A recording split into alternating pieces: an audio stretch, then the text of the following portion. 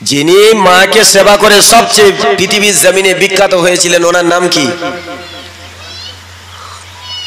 আলহামদুলিল্লাহ। এই বাবাজি বললেন ওয়াইস আল কারনি। এই ওয়াইস আল কারনি যেদিনে জান্নাতে যাবেন না, আল্লাহ বলবেন তোমার মাকে নিয়ে জান্নাতে যাও, আমার জান্নাতের 8টা দরওয়াজা তোমার জন্য খুলে দিলাম। ওয়াইস, যেদিকে মন চায় ওদিকে চলে যাও। ওয়াইস আল কারনি মাকে নিয়ে দৌড়াতে দৌড়াতে যখন জান্নাতে যাবে, আল্লাহ তখন এই ওয়াইস আল কারনিকে ডাক দিয়ে বলবেন ওয়াইস তুমি দাঁড়িয়ে যাও, ওয়াইস তুমি দাঁড়িয়ে যাও। ওয়াইস আল কারনি দাঁড়িয়ে যাবেন। ওরে জগৎবাসী মনে রাখো, আল্লাহ পাক আল্লাহ তাআলা ওই সময়ে ওয়াইস আল কারনিকে ডেকে বলবেন ওরে বেটা ওয়াইস তুমি দাঁড়িয়ে যাও, ওরে আমার বান্দা ওয়াইস তুমি দাঁড়িয়ে যাও। তুমি যে পৃথিবীর জমিনে তোমার জননীকে তুমি সেবা করেছো, তোমার জনম দুঃখী মাকে যে তুমি খেদমত করেছো, আমি আল্লাহ পাক আল্লাহ তাআলা এই হাসরবাসী দিগকে দেখাতে চাই, আমি কিয়ামতবাসী দিগকে, এই হাসরবাসী দিগকে, দুনিয়াবাসীকে আমি আল্লাহ দেখাতে চাই যে তুমি মাকে সেবা করেছো। এই মাকে সেবা করার দরুন আমি আল্লাহ তোমার সম্মানটা কতটা আফজাল করে, আমি আল্লাহ পাক আল্লাহ তাআলা তোমার সম্মানটা কতটা বুলন্দ করি তুমি দেখো। আল্লাহ পাক আল্লাহ তাআলা ওই সময় ওয়াইসকে বলবেন ওরে ওয়াইস তুমি দাঁড়িয়ে যাও। ওই যে জাহান্নামবাসীকে দেখতে পাও যারা জাহান্নামের ভিতরে চিৎকার করে, ওদের দিকে তুমি আঙ্গুলের ইশারা করবে, যার দিকে আঙ্গুলের ইশারা করবে আমি মালিক ওকে তুলে জাহান্নাম থেকে জান্নাতে দিয়ে দেব। জোরে বলো সুবহানাল্লাহ। শুধুমাত্র মাকে খেদমত করার দরুন। বলবো আর একটু বলবো, আবার পুনরায় ফিরে যাব, যেখান থেকে এসেছি আমি ছাড়ার লোক নাই, সেখানে ফিরে যাব।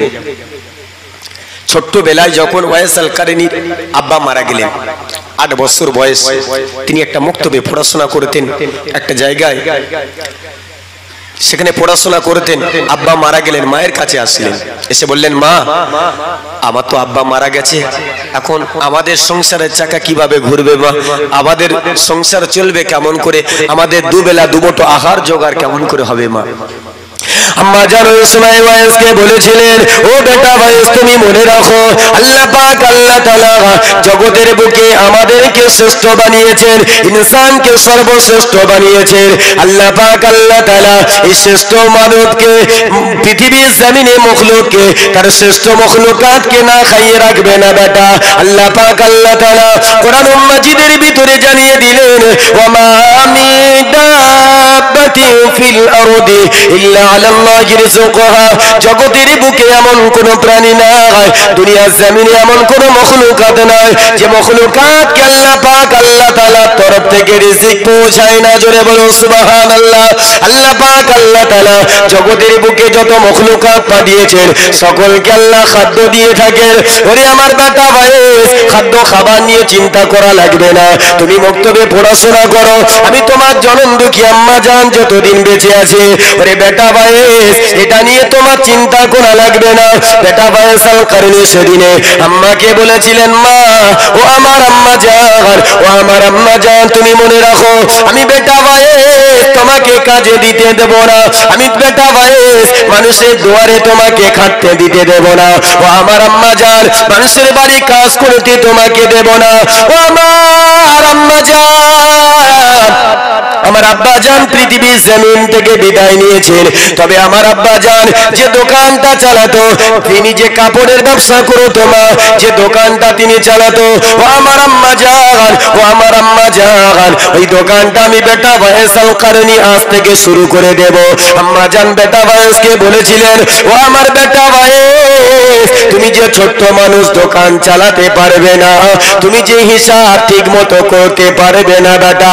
বেটা ওয়াইস আল কারনি আম্মাকে বলেছিলেন ও আমার আম্মা জান, ও আমার আম্মা জান তোমার দোয়া যদি আমি বেটা ওয়াইস আল কারনির সঙ্গে থাকে মা, পৃথিবীর কোনো হিসাব আমার জন্য আটকাবে না। জোরে বলুন সুবহানাল্লাহ।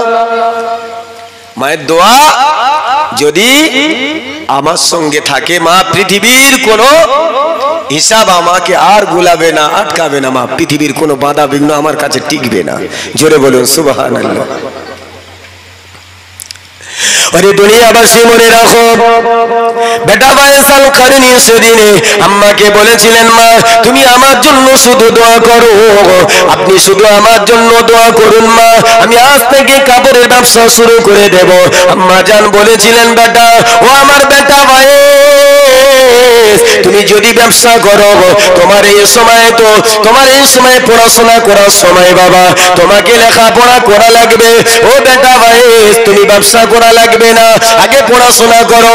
আম্মাকে বলেছিলেন, মা ও আমার আম্মা জান, আমি সকাল থেকে 10টা পর্যন্ত পড়াশোনা করব, তারপরে এসে আমি আমার আব্বা জানের ওই দোকানটা চালাতে শুরু করব, এই কাপড়ের ব্যবসা আমি করব। মা আম্মা জান ওই সময় অনুমতি দিলেন, কাপড় তিনি পুনরায় বিক্রি করতে শুরু করে দিলেন। প্রত্যেক দিন রাতের বেলা আম্মা জানের কাছে এসে বলে, মা এত টাকা দোকানদারি হয়েছে, এত টাকায় আমি কাপড় কিনেছি মা। আম্মা জান বেটাকে রাতের বেলা প্রত্যেক দিন সাজেশন দিয়ে দেয়, কালকে সকাল বেলা এত টাকা কাপড় তুমি তুলবে। ওরে বেটা ভাই, আমি তোমার আম্মা জান তোমাকে বলে দিলাম বাবা, তবে খবরদার লেখাপড়া তুমি ছেড়ো না। কেননা পৃথিবীর জমিনে আল্লাহ যে কিতাবটা আমাদের কাছে বানিয়েছেন, পাঠিয়েছেন, আসমানি গ্রন্থ অনেকগুলো এসেছিল, তৌরাত এসেছিল, জবুর এসেছিল, ইনজিল এসেছিল, এর ভিতর থেকে সব থেকে আফজল, সব থেকে শ্রেষ্ঠ কিতাব আমি আপনি পেয়েছি। এই কিতাবটার নাম কি বলেন? কি গো, কি নাম? আল কোরআন। তো বাবা, এই কোরআনের প্রথম ভাষা ছিল কি? প্রথম কথা ছিল কোরআনের কি? শ্রেষ্ঠ কিতাব পেয়েছি না, শ্রেষ্ঠ নবীর উম্মত হয়েছি, শ্রেষ্ঠ কিতাব পেয়েছি, তো শ্রেষ্ঠ কিতাবের প্রথম ভাষা ছিল কি? প্রথম কথা ছিল কি? ইকরা, এটাই ছিল না? ইকরা পড়ো। কি ছিল? ইকরা পড়ো। হে দুনিয়াবাসী মনে রাখো, আল্লাহ পাক আল্লাহ তাআলা জগতের বুকে আমাদের কাছে যে কোরআন শরীফটা পাঠালেন, ওই কোরআন শরীফের সর্বপ্রথম ভাষা ছিল পড়ো। কিন্তু না না না না, আজকের মুসলমানদের সমাজে যে জাতির প্রথম কথা ছিল পড়ো, সেই জাতি লেখাপড়া ছেড়ে দিল গো, সেই জাতি লেখাপড়া সব কিছু তুলে দিল গো। আজকের 15 বছর 16 বছরের ছেলেরা লেখাপড়া ছেড়ে দিয়ে গাঁজা টান দিতে শুরু করলো। কি হতভাগা দলেরা আজকের লেখাপড়া ছেড়ে দিল, ওই কোরআন আমি আপনি জানলাম না, গ্রামে ঘুরে ঘুরে আমি আপনি কাজ ভালো হাবা বিক্রি আছে করে লেখাপড়ার বালাই নাই। এজন্য শুনে রাখুন, আমার কথাই আপনারা রাগ করবেন না। আমি সাকির বলতে অনেক দূর চলে আসলাম। বেটা ভাইসাল কারণীকে বলেছিলেন, আম্মা জান ও বেটা ভাইস তুমি লেখাপড়া চালিয়ে যাও, খবরদার লেখাপড়া তুমি ছাড়বে না। আম্মা জানকে বললেন, মা ও আমার আম্মা জান অবশ্যই করে আমি লেখাপড়া চালিয়ে যাব, আপনি শুধু আমার জন্য দোয়া করুন মা, আপনি শুধু আমার জন্য দোয়া করুন। আম্মা জান বেটার জন্য দোয়া করেন। বেটা প্রত্যেক দিন পড়াশোনা করে দোকান চালিয়ে রাতের বেলা বাড়িতে ফেরে। একদিন হঠাৎ করে মাদ্রাসা থেকে যখন মক্তব থেকে তিনি যখন থানার দোকানে চলে গেলেন, দোকানে গিয়ে তিনি দেখতে পেলেন ডাকাতের দলেরা থানার ওই দোকানটা ডাকাতি করে নিয়ে চলে গেলেন। দোকানের কাছে দাঁড়িয়ে অচল নয়নে কেঁদে মালিককে ডেকে বলেছিলেন, মালিক ও রব্বুল আলামিন আল্লাহ পাক, ছোট্টবেলায় আমার আব্বাকে হারিয়ে ফেললাম, ছোট্টবেলায় আমার আব্বা জান আপনার ডাকে সাড়া দিয়েছে, আমাদের সংসার চালাবার মতো কেউ নাই। আব্বা জান যে দোকানটা রেখে গেল, ওই দোকানটা ছোট্টবেলা থেকে আমি কাঁধে তুলে নিলাম মালিক, আজ এই দোকানটাও চুরি হয়ে গেল। আমার আম্মাকে গিয়ে এখন আমি কি বলবো, মায়ের কাছে গিয়ে আমি কি বোঝাবো বলো। আল্লাহর দরবারে দুহাত তুলে, মালিকের দরবারে দুহাত তুলে এমন রোনাজারি করে, মুখটা মলিন করে চোখের পানি ধরে রাখতে পারলেন না। আম্মা জানের কাছে ফিরে আসলেন। মা ও আমার আম্মা জান, ও আমার আম্মা জান, আমাদের যে দোকানটা ছিল মা, ওই দোকানটা চুরি হয়ে গেছে মা, ডাকাতের দলেরা ডাকাতি করে নিয়ে গেছে মা, এখন আমাদের সংসার কেমন করে চলবে। আম্মা জান বেটা ভাইসাল কারণীকে বলেছে বলেছিলেন বেটা মানুষ সৃষ্টি করার আগে 50 বছর আগে আল্লাহ পাক আল্লাহ তাআলা আমার বান্দা বান্দীরা কি খাবে ওদের কপালে তার 50 বছর আগে লিখে রেখেছেন। জোরে বলো সুবহানাল্লাহ।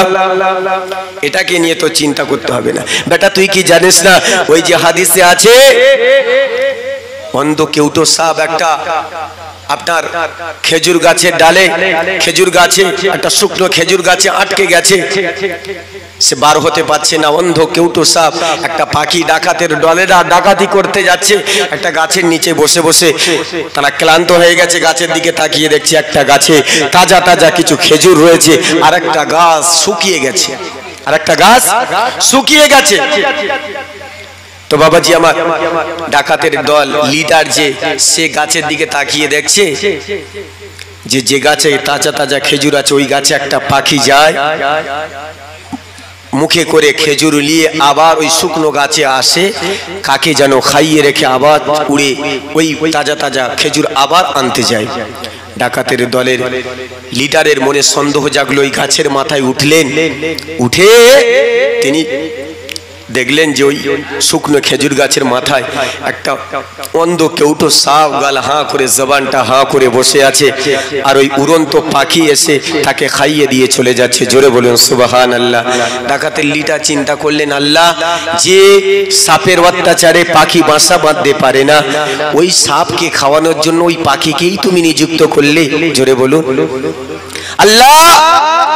তুমি যদি একটা অন্ধ কেউটো সাপের দায়িত্ব নিতে পারো, তার জন্য যদি পাখির দ্বারায় তার রিজিক সময় মতো যদি পৌঁছে দিতে পারো, আমরা পৃথিবীর শ্রেষ্ঠ মখলুকাত করে আল্লাহ তুমি আমাদেরকে বানালে। পৃথিবীতে এতগুলো মখলুকাত তুমি বানিয়েছিলে, শুধু বলেছিল কোন হয়ে যা, হয়ে গেছে। আর তুমি নিজে কুদরতি হাত দিয়ে আমাদেরকে বানালে, সেই জাতি সেই তোমার বান্দারা না খেয়ে থাকবে, তুমি কি সয়ে দেখবে? কখনো হতে পারে না। ডাকাতের লিডার উপর থেকে নিচে নেমে আসলেন, এসে সবাইকে জাগালেন, এই অন্ধ কেউটো সাপের দায়িত্ব যদি আল্লাহ নিতে পারে, আমাদের এই হতভাগা আমাদের দায়িত্ব আল্লাহ নিতে পারে না, আমাদেরকে আল্লাহ কি না খাইয়ে রাখবে? চল আজ থেকে তওবা করে নি। জোরে বলুন সুবহানাল্লাহ। আম্মা জান বেটা ওয়াইসাল কারণীকে বোঝাচ্ছেন, বেটা রিজিক নিয়ে তুই পেরেশানি হোস না, এটা নিয়ে তো চিন্তা করতে হবে না। ওরে নওজোয়ান যুবকেরা ও আমার মুরব্বিয়ানেরা শুনে রাখুন, বেটা ওয়াইসাল কারণীকে আম্মা জান বুঝিয়ে দিলেন। আম্মা জান ওই সময় বললেন, বেটা তুমি লেখাপড়া চালিয়ে যাও, আমি তোমার আম্মা জান একটা উপায় ঠিকই বার করে নেব। আম্মা জান একটা মনিবের বাড়িতে কাজ ঠিক করলেন। ওই মনিবের বাড়িতে সারাদিন তিনি যাতা ঘোরাবেন, বিনিময়ে একটা করে রুটি আর একটা করে খোরমা পাবেন। ওই খোরমা রুটিটা নিয়ে বাড়িতে আসেন। বেটা প্রত্যেক দিন মুক্তবে পড়াশোনা করতে যায়। আম্মা জান বাড়িতে এসে চিন্তা করে, আল্লাহ আমি যদি একটা খোরমা থেকে যদি হাফ খেয়ে নি, একটা রুটি থেকে যদি আমি মা আদাটা যদি খেয়ে নি, আমার বেটার ওই আদা রুটি মন ভরবে না, আমার বেটায় পেট ভরবে না। না না না না রব্বুল আলামিন আল্লাহ, আমি জনম দুঃখী মা সারাদিন রোজা রাখবো, আর আমার বেটাটার জন্য ওই খোরমা আর ওই রুটিটা আমার বেটাটার জন্য আমি মা রেখে দেব। জোরে বলো সুবহানাল্লাহ। বেটার জন্য রেখে দেব। আম্মা জান প্রত্যেক দিন রোজা রাখে, পানি খেয়ে রোজা রাখে। দিন যত গোড়ায় তত আম্মা জান শুকিয়ে যায়। এভাবে দিন যখন চলতে থাকে, একদিন ওয়াইসাল কারণী হুজুরকে বললেন, হুজুর আমি আমার আব্বা জান চলে যাবার পর থেকে আজও পর্যন্ত আমার আম্মার সাথে বসে একটা দিন খানা খেতে পারি নাই। হুজুর আজকে আমাকে আগে একটু ছুটি দিয়ে দেন, আমার আম্মার সঙ্গে বসে আমি একটু খানা খাবো। হুজুর আবদারটা গ্রহণ করলেন, অনুমতি দিয়ে দিলেন। বাড়িতে আসলেন, আসার পরে আম্মাকে বলছেন, মা দাও খাবার দাও। আম্মা বললেন, এ নাও খাবার নাও। বললাম বেটা, আম্মা এই ছেলে বলছে, আম্মা তুমি খাবে না? মা বললেন, বেটা রে আমি তো রোজা রেখেছি, তুই খা। জোরে বলুন সুবহানাল্লাহ। আমি তো রোজা রেখেছি, তুই খা। ওয়াইসাল কারণী সেদিনে বললেন, মা তবে তুমি রোজা যখন খুলবে তখন আমরা দুজন একসঙ্গে খাবো। মা বেটার কি মহাব্বত! জোরে বলুন সুবহানাল্লাহ। আজকের সেই মহাব্বত আর নাই, আছে? সে মহব্বত আর আছে? সে মহব্বত নাই। হে জগৎবাসী মনে রাখো, ফয়সাল কারণী সেদিন আম্মাকে বলেছিলেন, মা মাগরিবের সময় হয়ে গেলে তুমি ইফতারটা সেরে নেবে, আমরা মায়ে বেটা দুজনাই একসঙ্গে ইফতার করবো, মা তোমার সঙ্গে আমি ইফতারের পার্টিতে অবশ্যই করে বসবো। আম্মা জান বেটাকে বলেছিলেন, বেটা ওরে আমার বেটা ফয়সাল কারণী তুমি অবশ্যই করে এই খানাটা খেয়ে নাও, আমার জন্য চিন্তা করা লাগবে না। আম্মাকে বললেন, মা আজকের তোমার সঙ্গে খাওয়ার জন্য আমি আগে ছুটি নিয়ে এসেছি, মা তুমি নিষেধ করবে না, তোমার খানাটা নিয়ে আর আমার খানাটা নিয়ে দুজনাই এক জায়গায় বসে একসাথে খানা খাবো। জোরে বলুন সুবহানাল্লাহ। বেটা ছাড়বে না, আর মা বেটার থেকে এড়িয়ে যাচ্ছে। খানা তো আর নাই, প্রত্যেকদিন পায় কি একটা করে খুরমার একটা করে রুটি। ওরে নওজোয়ান যুবকেরা মনে রাখুন, ও আমার মুরব্বিয়ানেরা শুনে রাখুন, বেটা ফয়সাল কারণীর কাছে আম্মা জান আর লুকাতে পারলেন না। আম্মা জান ওই সময় মাগরিবের সময় হয়ে গেল, আজান যখন একে দিলেন, আম্মা জান ওই সময়ে আম্মা জান পানি দিয়ে যখন ইফতারটা সারলেন, বেটা ফয়সাল কারণী আম্মাকে বলেছিলেন, মা তোমার খানাটা নিয়ে আসুন, আপনার খাবারটা নিয়ে আসুন, মা দুজনে একসঙ্গে বসে খাবো। আম্মা ওই সময় বলেছিলেন, এ বেটা ভাইস, ওরে আমার বেটা ভাইস, তুই আমার পেটের সন্তান, আমি তোর মা তোর কাছে মিথ্যা কথা বলবো না, আমি তোর মা তোর কাছে লুকাবো না রে বেটা। আমি যার বাড়িতে কাজ করি সে ওই আমাকে সারাদিন কাজ করার পরে জাতা করাবার পরে আমাকে একটা করে রুটি আর একটা করে খুরমা দেয় বেটা। আমি চিন্তা করলাম, আমি জনম দুঃখী মা, আমি বয়সের মা, যদি ওই একটা খুরমা রুটি যদি খেয়ে নি আমার বেটা বয়স তো খেতে পারবে না, আমার বেটা আবার যদি আমি হাফ খেয়ে নি বেটা ওই হাফ রুটিতে তোর পেটে ভরবে না। এই জন্য আমি তোর জনম দুঃখী মা, আমি সেদিন থেকে আজ পর্যন্ত আমি সারাদিন রোজা রাখি বেটা, সন্ধ্যাবেলা আমি পানি দিয়ে ইফতারটা সেরে নি। জোরে বলো সুবহানাল্লাহ। বললেন, মা তুমি আমার জন্য এত ভালোবাসো, এত ভালোবাসো। আবার চলে গেলেন, বললেন, মা তুমি কাল সকালবেলা আমি মক্তবে যাব না, তোমার সঙ্গে তোমার মনিবের বাড়িতে যাব, তোমার মনিবের বাড়িতে গিয়ে আমি বলবো যে কাল থেকে যেন আমাদের মায়ের বেটার জন্য দুটো করে রুটি দেয়। কটা করে? দুটো করে যেন রুটি দেয়। ওরে নওজোয়ান যুবকেরা ও আমার মুরব্বিয়ানেরা শুনে রাখুন, পরের দিন সকালবেলা ফয়সাল কারণী আম্মা জানকে নিয়ে যখন ওই মনিবের বাড়িতে চলে গেলেন, মনিবের বাড়িতে গিয়ে মনিবকে ডাক দিয়ে বললেন, হুজুর আমাদের মায়ের বেটায় যে আপনি একটা করে খুরমা আর একটা করে যে রুটি দেন, আমাদের মায়ের বেটার পেট ভরে না, আমাদের মায়ের বেটার দিকে একটু দয়া করুন।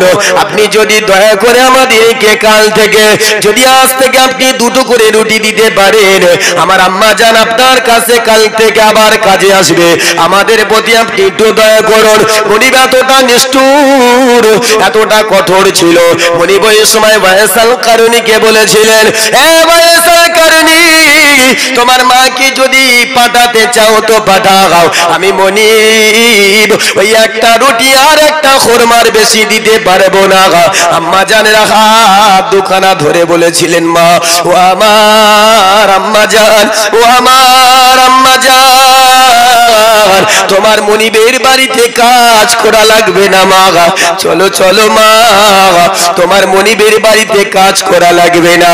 ও আমার আম্মা জান, আমি বেটা ফয়সাল কারণী জানিয়ে দিলাম মা, যে দোকানটা আব্বা জান রেখে গেছে ওই দোকানটা আমি বিক্রি করে দেব মা, ওই দোকানটা আমি রাখবো না। ও আমার আম্মা জান, আমার আব্বা জান যে বাড়িটা রেখে গেছে ওই বাড়িটা আমি বিক্রি করে দেব মা।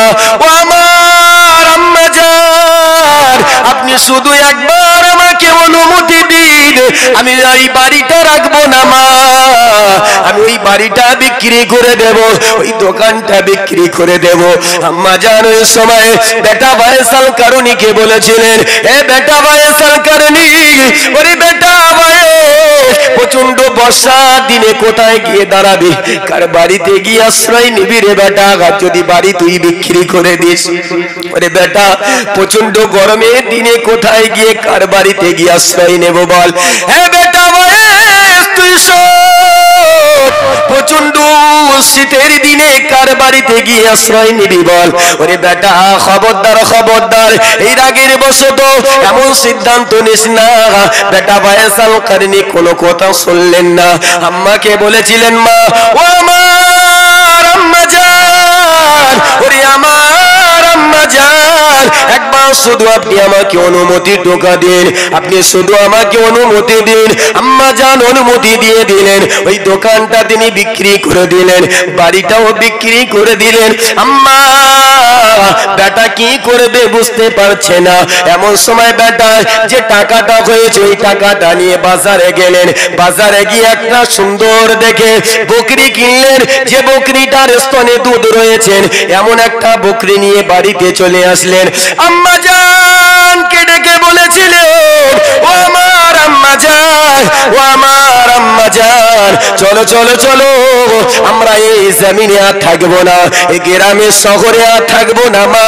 ও আমার আম্মা জান, যে গ্রামের মানুষেরা বস্ত্রহীনকে বস্ত্র দিতে পারে না, ক্ষুধার্ত ব্যক্তিকে খাবার দিতে পারে না মা, ওই গ্রামে ওই শহরে ওই নগরে থাকবো না মা।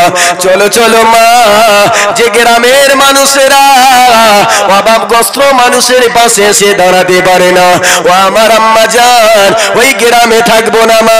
চলো চলো আমরা জঙ্গলে চলে যাব, যে মালিক এই পৃথিবীর জমিনে আমাদেরকে ইবাদত করার জন্য পাঠিয়েছে, জঙ্গলে গিয়ে মায়ে বেটা ইবাদতে মশগুল হয়ে যাব।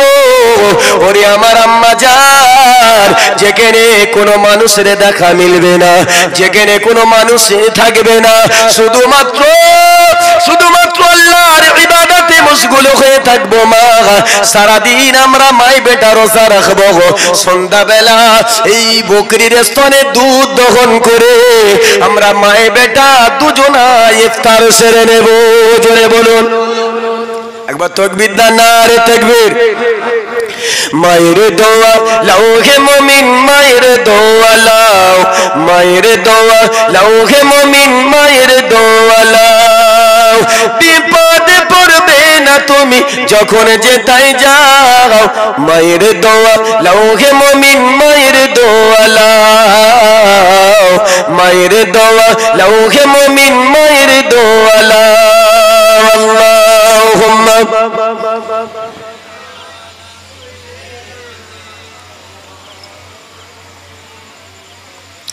وعلى علي سيدنا।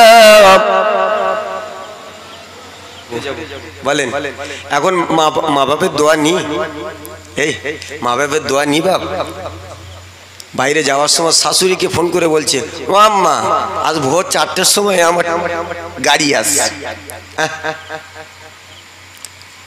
ওরে যুবক শুনে রাখো, আমরা যখন হাফেজ হয়েছিলাম, আলেম হয়েছিলাম, আপনি যেদিনে পরীক্ষা দিতে যাবেন স্কুলে, আম্মা জান আপনি যেদিনে চাকরি পেয়েছিলেন, যেদিনে আপনি বিদেশ চলে যাবেন, যেদিনে আপনি বিদেশ থেকে বাড়িতে আসবেন, ওদিনে আম্মা জান সকাল সকাল উঠে আম্মা জান প্রতিবেশীকে বলে, দেখ আমার বেটা আব্দুর রহমান, আমার বেটা আব্দুল সালাম 5 বছর পরে 3 বছর পরে আমার বেটা আজকের বাড়িতে ফিরবে না জানে আমার বেটা কি খেয়েছে, কোথায় ছিল, কেমন ভাবে ছিল, আমার বেটা এই সমস্ত খাবার খেতে পেরেছে কিনা জানি না।